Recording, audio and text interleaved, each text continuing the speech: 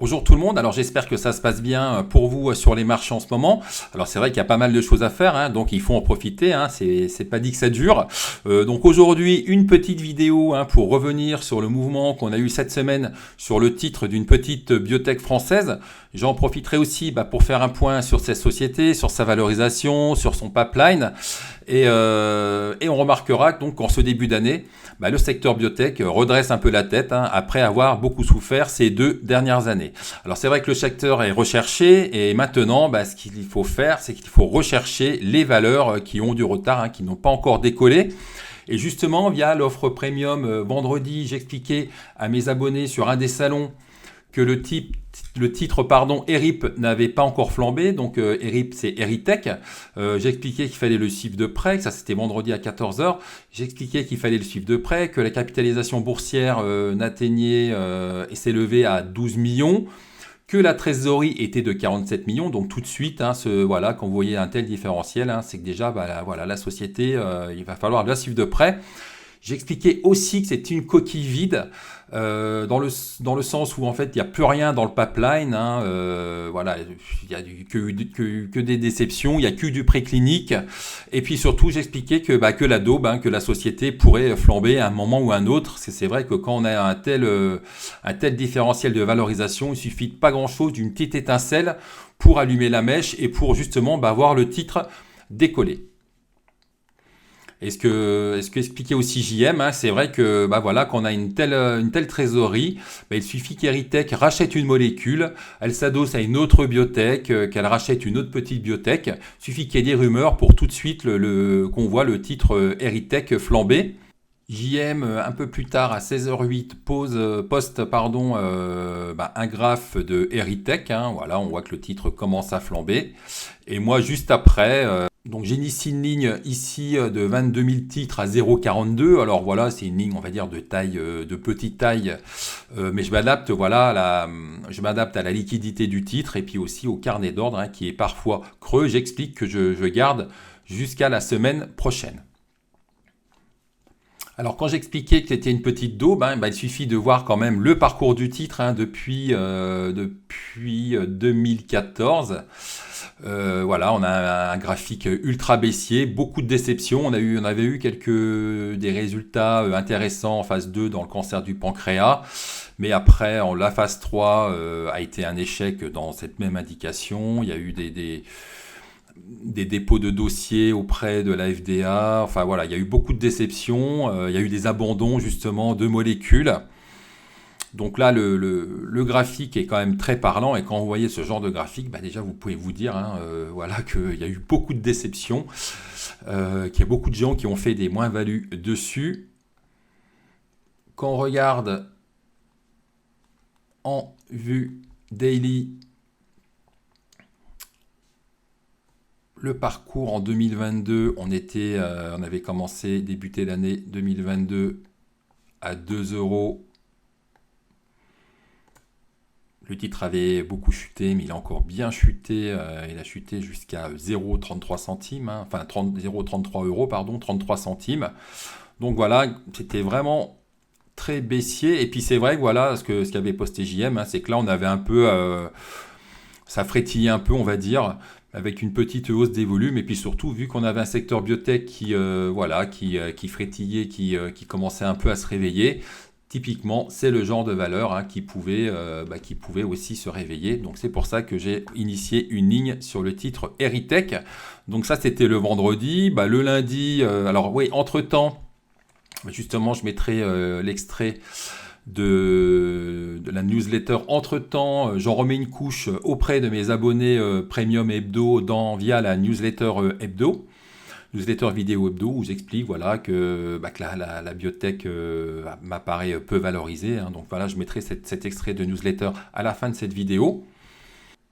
Donc le lundi, il ne se passe pas grand-chose. Le lendemain, le mardi, non plus, pas grand-chose. Et c'est le mercredi. Alors ça, je ne connais pas la raison. Le titre Eritech explose.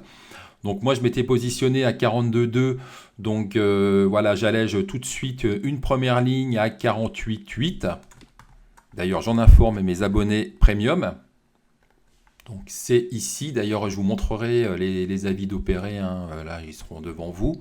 Voilà, donc j'allège à 48,8, après le titre continue de flamber, donc en fait il va flamber jusqu'à... il va toucher les 0,68, donc il va s'offrir une hausse en intraday de 62%.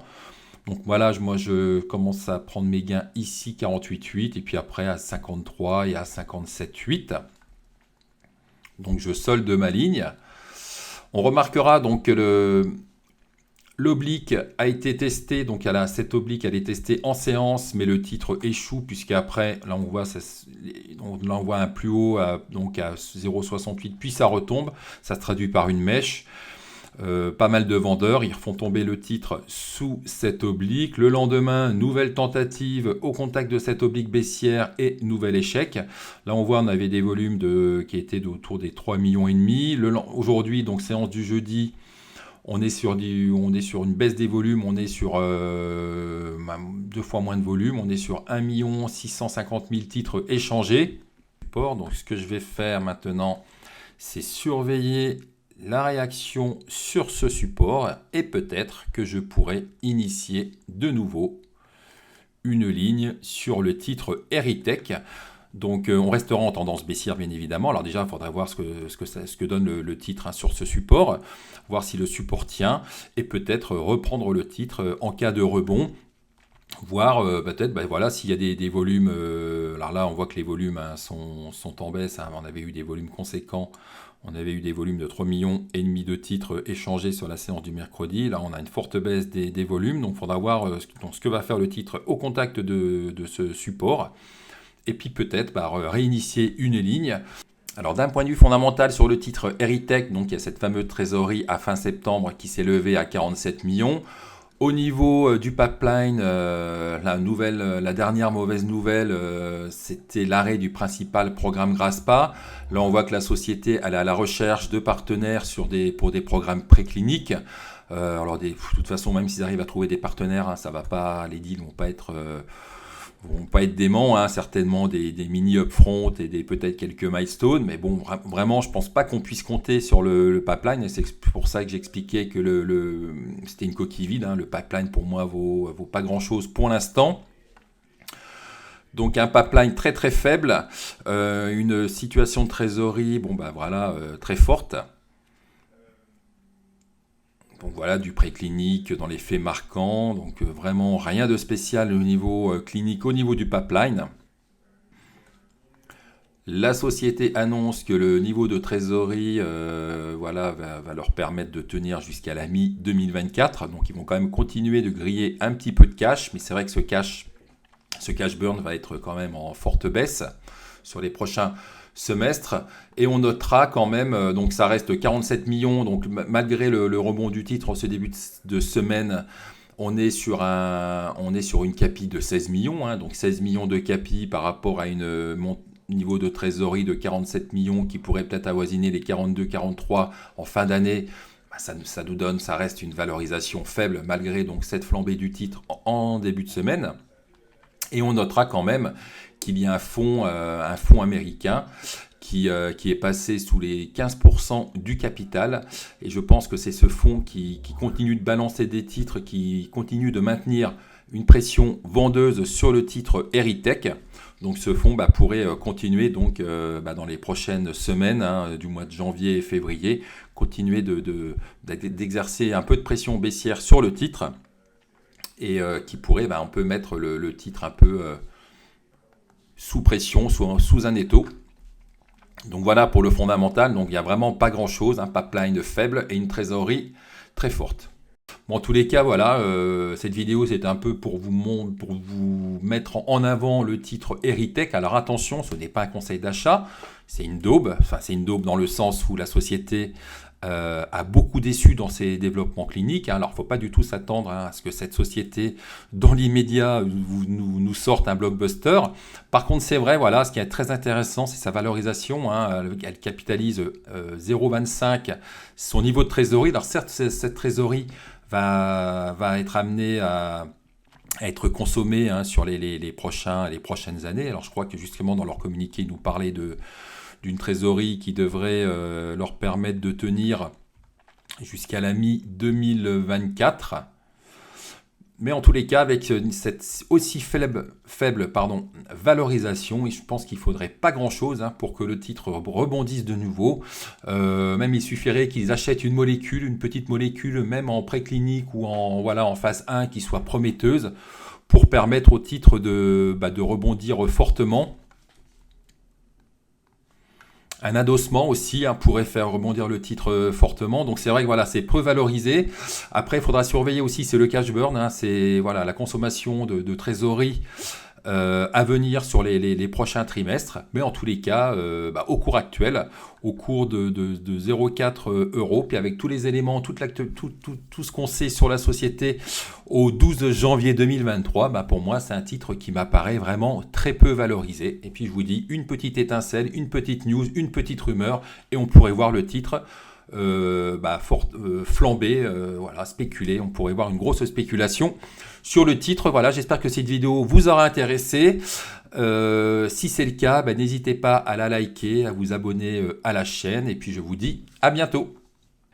Et ce qui suivra, c'est un extrait de la newsletter hebdo du week-end dernier. Donc je sais qu'il y a certains abonnés hebdo qui ont eu le temps de prendre des titres avant le décollage de la biotech Erytech. Et donc je vous expliquais qu'il y avait pas mal de biotech qui avaient fortement rebondi. Et il y en a une que je trouve intéressante. Alors attention, on va dire que c'est une daube, daube dans le sens où cette biotech a beaucoup déçu sur les dernières années. Le management est vraiment pas bon. Mais ce qui m'intéresse chez cette biotech, c'est sa valorisation, puisque la CB d'Erytech atteint les 12 millions. Alors on va quand même vérifier. On est plutôt sur du 13 millions ici, 13 millions.